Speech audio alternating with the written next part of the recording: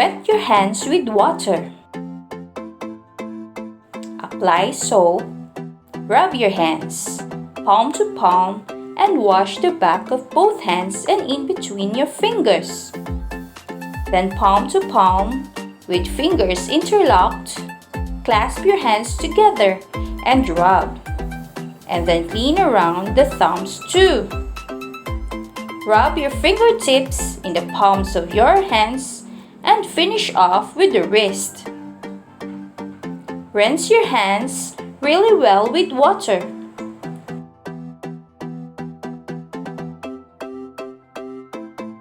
And dry thoroughly with a paper towel. Use the towel to turn off the top. Your hands are clean enough.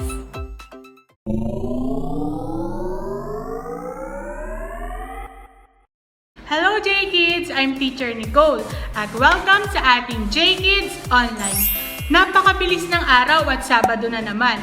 Nandito tayo muli upang mag-enjoy, sumayaw at magpuri sa ating Panginoon. Kasama ang mga J-Kids sa iba't ibang dako ng Pilipinas at maging ang mga J-Kids sa ibang bansa. Napakaganda ng ginagawa ng ating Panginoon. Kaya't ano pang hinihintay natin? Magsimula na tayo. Handa na ba kayo, J-Kids? Pero bago ang lahat, let us all stand and give our best as we worship God today.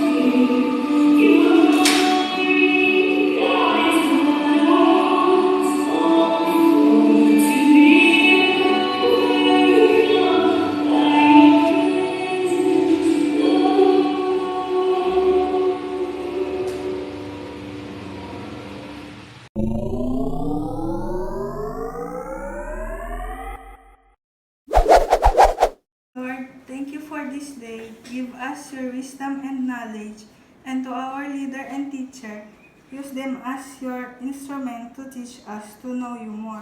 In Jesus' name, amen.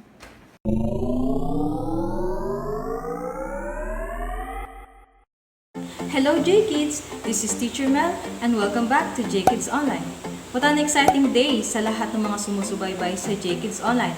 Pa-shoutout po sa lahat ng kids na actively present sa live stream.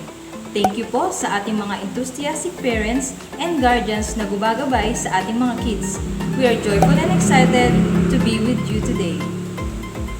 J-Kids, naalala nyo ba ang lesson natin last week? Yes, we talk about reverence. Last week, ipinakita ng Diyos na siya ang pinakamakapangyarihan at walang ibang makapag-iingat at makapagliligtas sa kanyang mga anak kundi siya lamang. Kaya dapat lamang natin siyang sambahin at igalang. This week, makikilala natin ang leader na pinili ng Diyos after ni Moses. But before that, let us read our memory verse.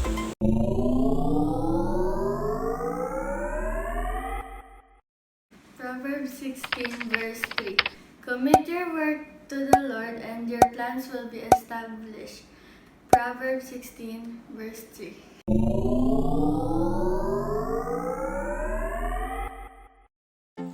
This week, we will talk about determination. J-Kids, kamusta ang first week niyo sa school? Nahihirapan ba kayo sa new normal? Nasasagutan at nagagamit mo ba ang mga modules mo? May ginagawa ka bang paraan para makasabay sa bagong setup ng pag-aaral at dapat na makasanayan? Ang pagiging determinado ay isang proseso para magawa mo ang mga bagay na nais mong marating. Kaya sinasamahan mo ito ng masusing pag-aaral at may matibay kang dahilan kung bakit mo ito ginagawa. Kaya mo bang gawin ang lahat sa sarili mong lakas lang? J-Kids, mabilis lang tayong panghinaan ng loob. Oo, kakailanganin natin ang tulong ni Lord para magawa iyon. Ibig sabihin, kapag may determinasyon ka, magiging successful ka sa tulong ni Lord. Ngayon ay malalaman natin kung ano ang nangyari pagkatapos ng leadership ni Moses ayon sa Bible, para higit tayong magtiwala sa magagawa ng Diyos sa ating buhay. Handa na ba kayong manood at makinig, J-Kids? Abangan nyo ang aking tanong. Send us your answer, just comment below.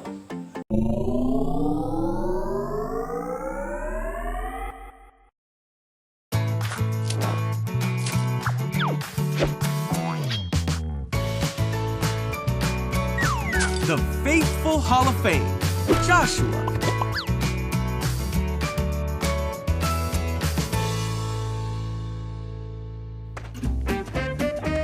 This is Joshua. Joshua was an Israelite who followed Moses through the wilderness. Joshua learned from Moses as Moses led the Israelites through the Red Sea. And as Moses taught the people about God's law. I see. Everyone, listen up. One day, Moses was talking to the Israelites. He was reminding them of the law and all that God had done for them. Yeah. Now, see here, all you. When Moses had finished giving instructions to the people, he said, I am no longer able to lead you. Hold on. Do not be afraid, for God will neither fail you nor abandon you. Yeah. Then Moses called Joshua Me? and told him to be strong and courageous, for he would lead the Israelites into the promised land. See? Then Moses died. To this day, no one knows exactly where he was buried. The people and all of Israel mourned. The people of Israel looked to Joshua to lead them, as Moses had told them. There he is. Yeah. God told Joshua to be strong and courageous, for he would be with Joshua wherever he went. He told him to remember what Moses had told him and to study the book of instruction. God told Joshua that it was time to lead the people of Israel across the Jordan River and into the Promised Land. Okay, here. Joshua told the Israelite officials to go throughout the camp. Get out there. They instructed everyone to pack up and get ready to head out. Come on. Joshua told the Israelites they were going to cross the Jordan River. See here. This is what we're gonna do, okay? And so, Joshua prepared to lead his people as the Lord had commanded.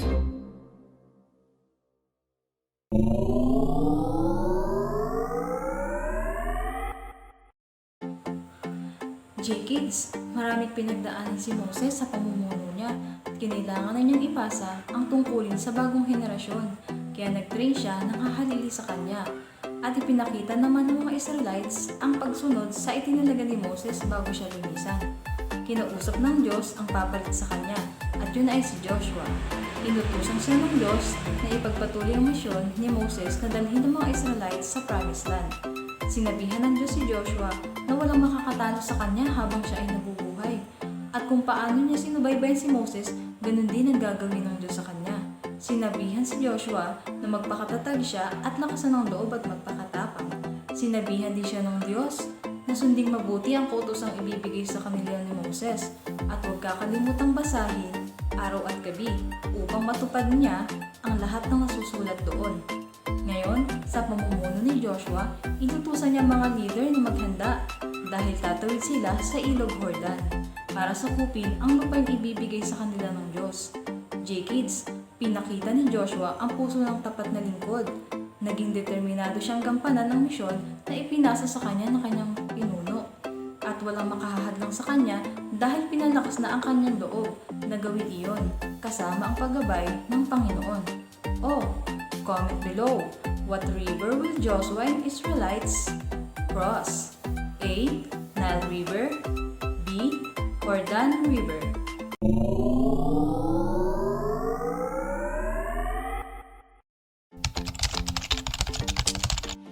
Para po sa ating activity, ito po ang ating mga kailangan. Bond papers, glue or paste, coloring materials.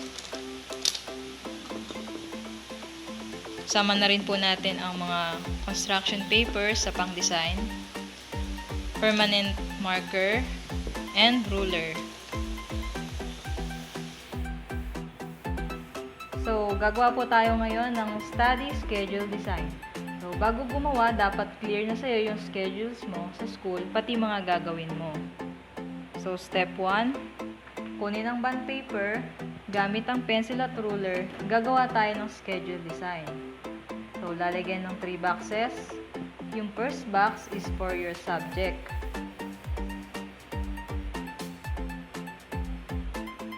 So, kung ilan yung subject na meron ka sa school, so, lalagyan mo ng division or column.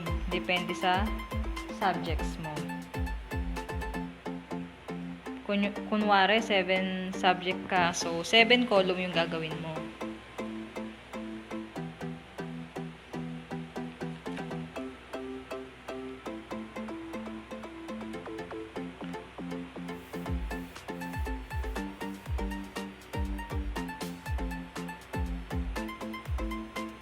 Step 2,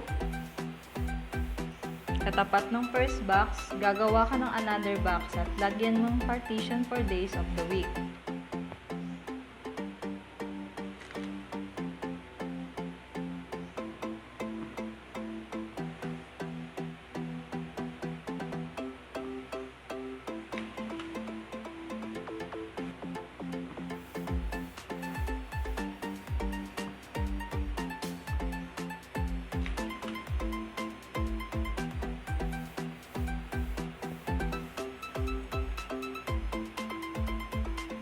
So, we have 7 days.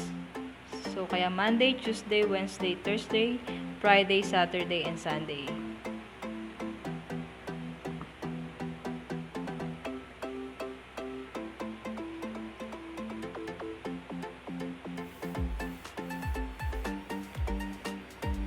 So, step 3. Gratification box naman ang nasa loob naman ay nakabulit.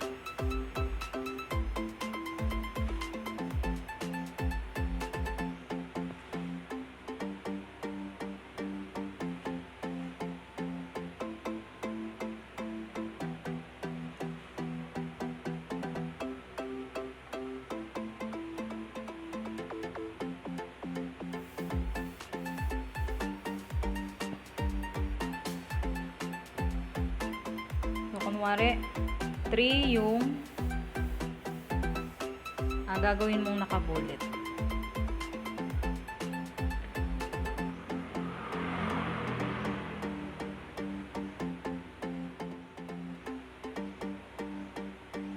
So, sa lower part, gagawa ka naman ng rectangle shape para sa motivation box,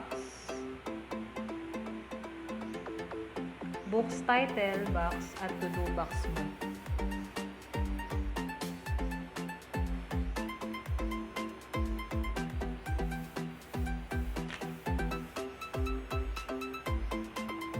So, kunwari, yung book's title ay 3 lang.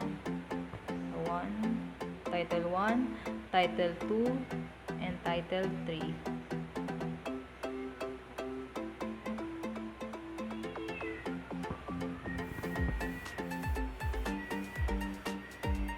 So, step 5, pwede mo lang fill up ang mga boxes mula sa mga subjects hanggang sa to-do box mo.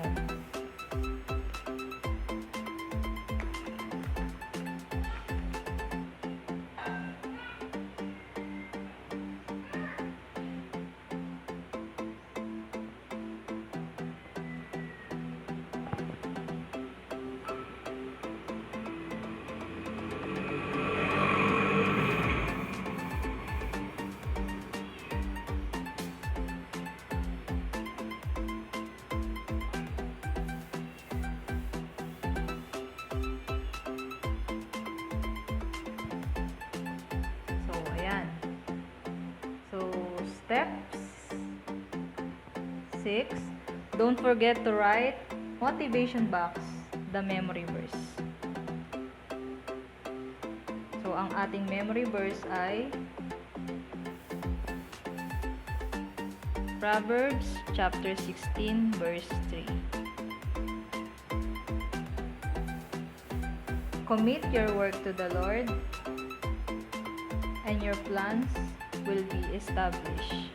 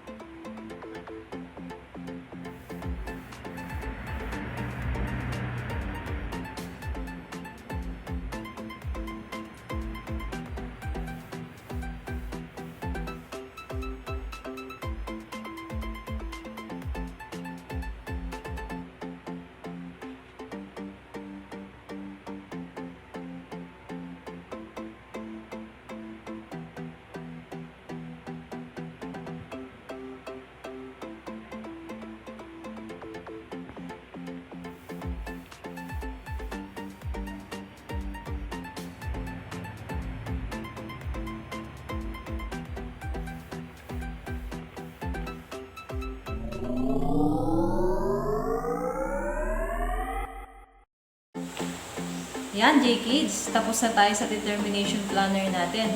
Mareremind tayo nito na magkaroon ng determinasyon para gawin at tapusin ang mga pinaplano natin sa tulong ng Panginoon. Kailangan lamang natin ng lakas ng loob, tutulungan niya tayo at hindi niya tayo pababayaan.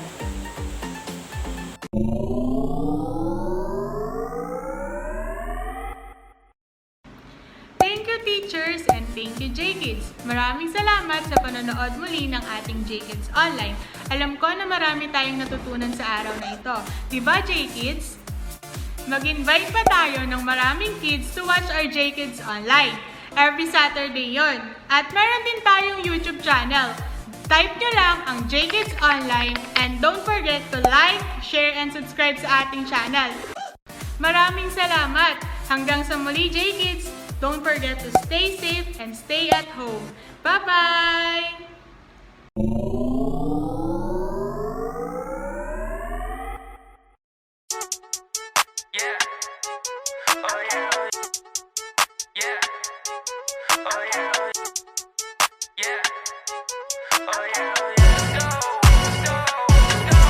Stay at home, it's the safest place. Hand wash often, don't leave a trace. Avoid your mouth, don't touch your face. Keep your distance, 6 feet space, an elbow cough. Save the human race when you do the quarantine shake. Save the human race when you do the quarantine shake. Save the human race when you do the quarantine shake. Save the human race when you do the quarantine shake. Shake, shake, shake, shake, shake, shake. The quarantine shake. Shake, shake, shake, shake, shake, shake. The quarantine shake.